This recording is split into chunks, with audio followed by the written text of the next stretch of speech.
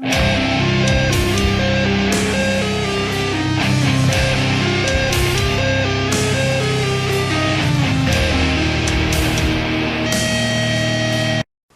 S. here. Today I'm doing my top 10 metal albums of 2024 on this really bleak gray day, as you can tell by the light in my room. Before I dive into it, I'm going to mention, a suggestion from Vendel at Vendel's Metal and Stuff. He was suggesting that I do years of metal, so kind of like this, where I talk about my favorite albums in those years and significance of those albums and things like that. And I was like, oh, that's a really good idea, since I do a lot of these top 10s. Or I do a top 10 every year. And he also we're doing Vendel's picks, where he picks an obscure, band, which he always does. His channel's full of like obscure metal bands that he tries to help push. That's actually how we connected, as he was talking about my band, or he found ours and shared it on his channel. But he's doing the same thing. He's gonna pick a band and pick a song and kind of challenge me to dissect it as best as I can. So I'm not really gonna be too familiar with these songs, so it should be interesting to dive into and see what he comes up with for me. So we'll look out for Vendel's picks in the future. He's got lots of great stuff on his channel, and it's put me into contact with so many of these great bands that have reached out to me as well. But let's dive into my top 10, which could have been like a top 15 or 20. There were so many other good albums this year. It was really hard to dive into, especially closing in at the end of the year. I had stuff, Latosh could have made it on the list. As the Sun Falls, Carved in Blood had a really good album, Suey Docker, Orton Hogan. There was just so many different bands that had that. But one band that would have been in the 11th slot for me was Thornbridge. I really like this power metal album. I like that they changed it up a little bit. There's a few different atmospheres, different paces and things like that, and emotion that they added to this. So that's why that one, it just got beat out by Thornbridge's Daydream Illusion. Just got beat out by this guy here, Infirmum. From the Depths I Cried. Just got beat up by this album. This is actually a band that Vendel put me in contact with, so it's a kind of a good segue, to what he was talking about. Here's the nice layout. But this album is really, really solid. I feel like this album, like I've said in the past, is that it's interchangeable. I feel like in a couple of years or a couple of months, this could move up the list. Like I said before, I start listening into it, things change, you start hitting little nuances, it starts to make a bigger impact, especially where you are in life. You might feel differently about music in a certain way, but this album, I feel like, could climb on the list, just like albums did from years past. And actually kind of makes sense why doing these years in metal makes sense, because I've had so many years to listen to these albums and place them in solidified spots. Not like how 2024 or 2023 the album slots will change, but talking about this, like I had an album late in the year that I'm going to mention coming up that jumped up all of a sudden out of nowhere. So that's the reason why I say these albums could change in slots at any time. My list looked different a month ago. So Infirmum, From the Depths I Cried, at number 10. Then I got Swallow the Sun coming in at number 9. See, that one was higher when it first came out for me, but like I said, the different albums I was listening to kind of moved around. Like Infirmum came up, and another album by Timo Salonen that he was on this year as well. That'll be a surprise. But Swallow the Sun at number 9. Yeah, so I like what Swallow the Sun did on Shining. I think I don't mind the experimentation with the bit of a gothic feel. The gothic feeling doesn't really stray too far from doom metal, in my opinion. So I kind of like what they did, and it kind of added a new, fresh flavor to what they traditionally do. But you still had that traditional and signature Swallow the Sun, atmospheres, emotions, and songs like that. So I really, liked what they did on this album overall. I still got that old Swallow the Sun feeling. And then an album that kind of, that I've been waiting for as well, because of the postal service here in Canada. We had a strike, so I've been waiting on these albums, or I'd have all of them here. But this next album I'm talking about, this is one that shot up my list, was New Horizons Conquerors. Now, this is an album shot up because I really love, these first 4 or 5 songs are really awesome, and it shot up on my list, and it could probably continue to grow, in a few years to see where it lands. I really like the energy. The hooks were absolutely fantastic. I don't want to talk about it too much though, because once I get the album, I'm going to talk about it like I talked about all these other albums. So once I get a hold of that album in the new year, I'll be talking about New Horizons Conquerors. Awesome album. So that's New Horizons Conquerors at 8, and just ahead of them was Judas Priest's Invincible Shield. Yeah, I really like the artwork. They had some really cool artwork and stuff in here. But, some people might be surprised that I had Judas Priest there. But, I got some really... That's what I mean by, like, this album, as this changes, as I listen to it, everything kind of moves around. Priest, I think, yeah, they were higher, but just based on my mood and maybe at the time of listening to all these albums consecutively in December, that things changed a bit. But it's still a really good album. Like, compared to the amount of music that I really like this year, I still think 7's a really good spot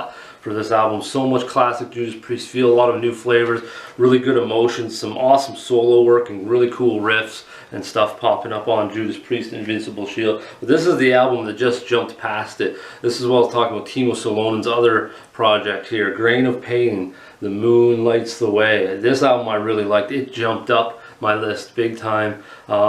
Pretty much, at this point I was comparing like my favorite songs on the album to kind of separate the albums based on like how good they were, and it was the song The Moon Lights the Way and Can't Be Fallen. Those 2 songs really shot this album up for me. I really enjoy what was captured here on this album. Similar to Swallow the Sun, sort of atmosphere, and that's what I really liked about it. So those 2 were kind of going at each other, for placement earlier in the year. When those albums were going, I was kind of comparing those 2 albums, and this is one that really came up my list because of a couple of songs and some really good riffs and stuff like that. Is Wolfheart's Draconian Darkness. I really liked what came out on this album. Some really good songs, and to me it was Throne of Bones that really catapulted this album up. I really loved that song. There's so many awesome riffs. I like the addition, or like the clean vocals and the different harsh vocals on this album. That really added a lot of depth as well.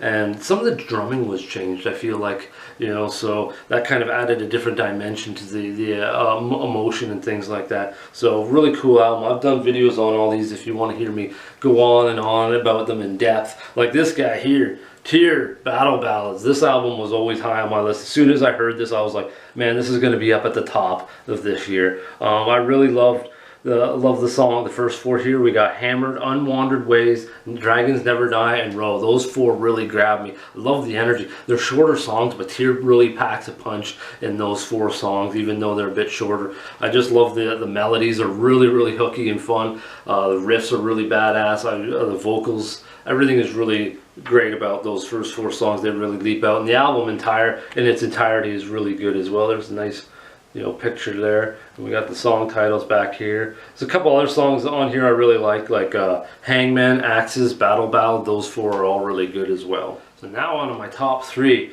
Number 3, I got Fractal Gates, One with Dawn. Another one that when I listened to it, I was like, okay, this album is going to be high on my list. I really liked what Fractal Gates captured here. I always like their artwork. It's really surreal. They capture all nice landscapes and stuff. It's so futuristic, and the futuristic feel was really on there. A lot of dystopian feel. Their one-of-a-kind sound really leapt out on me. Some absolutely killer melodies and riff work on here. I like the addition of the clean vocalists in here that they had guests on, Davis Artigas and Egan O'Rourke. I really feel like their vocals, what they did, really added a new dimension, especially like the way the melodies contrast or not clash with them, but like connected with them, were really unique. I felt like it was almost written for them, but I really thought like those 2 elements together really boosted some of the songs on here. Super High, like Seamless Days, awesome one. Half Alive, Hyperstate, yeah, it just keeps going. I really enjoy this album. Every single time I listen to it, I feel like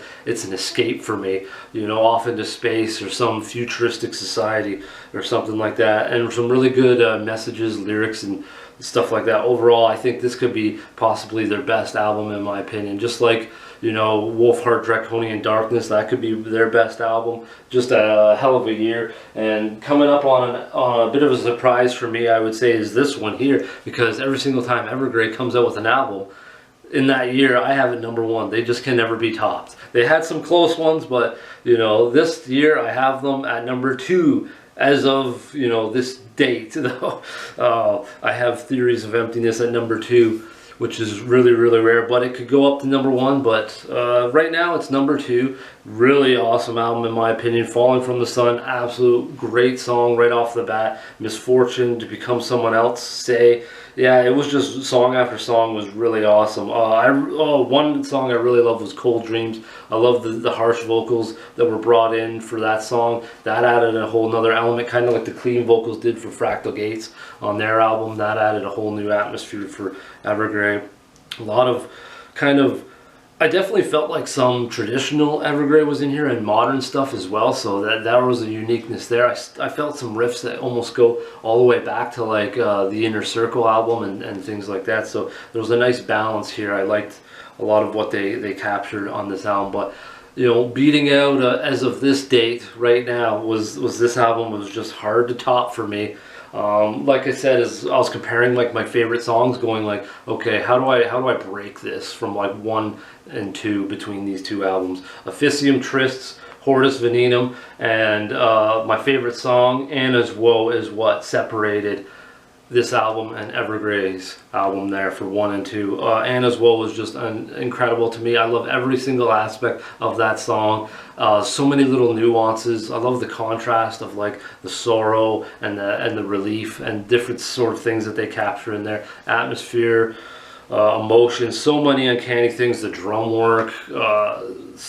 I love there's songs that kind of just leap out in a different way, like Force Field kind of jumps out in a different way but still connects to the rest of the album. Just a lot to soak up and absorb on this album, and I just recently did a video on this, so you know, feel free to check that out, and why I'm so, you know, absorbed by Officium Tristes, Hortus Venenum, that surpassed Evergrey. They finally got defeated for that #1 spot by this guy here. But like I said, all this could change. All this can always change in the future. But as of right now, this is 1, and this is kind of like 1A, 1B is how I got them going for right now. But don't get me wrong, all these albums are really great. One hell of a year in my opinion. These top 10, 11 that I talked about are really great, and there's so many other albums that was jockeying for positions that I really enjoyed. So I hope you guys, I'm gonna try to yeah, if I can, maybe I'll put down like my favorite song of each album in the description below for you guys to check out,